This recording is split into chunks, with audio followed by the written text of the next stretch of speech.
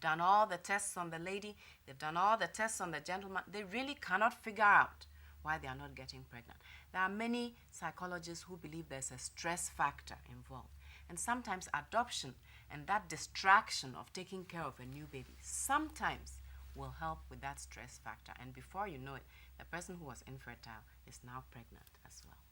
Interesting. That's quite interesting. So you might want to be considering adoption over there as well. What if people do not just respond to ovarian stimulations?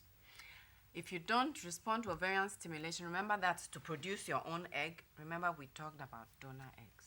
Then you have to think about it. And there are some people too who have something called premature menopause. I have a good friend who found herself at 32 ready to have children, and she was in menopause. It's not common, but it happens. If that happens, there is no hope. You have to find an egg. The menstrual cycle just ceased. It stopped. And there are it tends to run in families.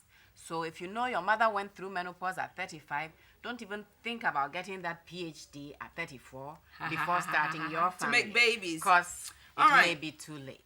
I'm not so sure if this is drawing us back. We might have discussed it. It is drawing us back. Okay, unfortunate. Let's move on. Tissue. All right, yes. Thank you. Now, let's just move on under what circumstances we're supposed to actually be making use of surrogates, which we have heard about as well. I mean, many mothers might not be comfortable with this, in as much as there are legal bindings around it. But do you subscribe to this as well? I think if there's any reason, yes. If someone, for instance, ended up with an early cervical cancer, for instance, and had to have her uterus removed, but she has her eggs, and later in life meets someone and would like to have children who are the biologic product of herself and her husband, but she does not have a uterus to carry that baby in, there's no reason why she should not have her egg and her husband's sperm carried by someone for 9 months to produce a baby for them.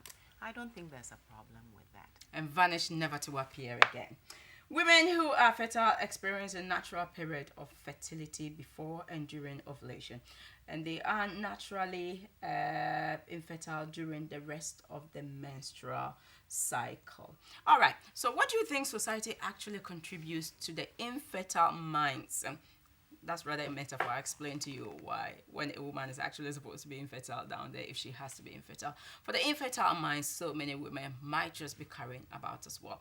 You know, our society has contributed to so much what I would call the infertile mind, where a woman is actually fertile, but up there in her mind, because she's tried a few times in less than a year and has not been able to make a baby, it becomes a stress. And this is where the psychological issues start.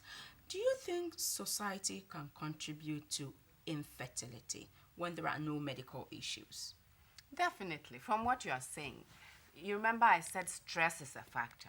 And if you have people around passing comments every month that goes by after 3 months since you got married, right. If there are people making comments, unfortunately, many of our society still live in maybe a compound home where her mother-in-law sees her. All depends on the outlook. Right?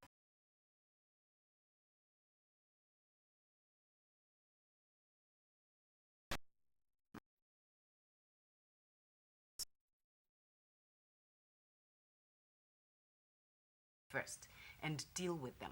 The chances of success, I have to make sure people hear this, are much higher if you go for the treatment sooner. Don't wait 8 years, 6 years. 2, you are done. It's time to get help. Thank you very much once again for joining us, Dr. Lane. All right, so from Obatampa Women's Hospital, this morning we've been dealing with infertility on our usual Monday dose of health issues. So if you think you're not fertile, maybe your best bet is to be visiting a hospital to get to know exactly what might be wrong with you first. 2 years. We're going on. All right, 2 years is when you're... So be doing it for 2 years before you pronounce yourself, or before you get a doctor to confirm and pronounce you infertile. We're going on a break. When we come back, we continue with the rest of the show. Please don't go away.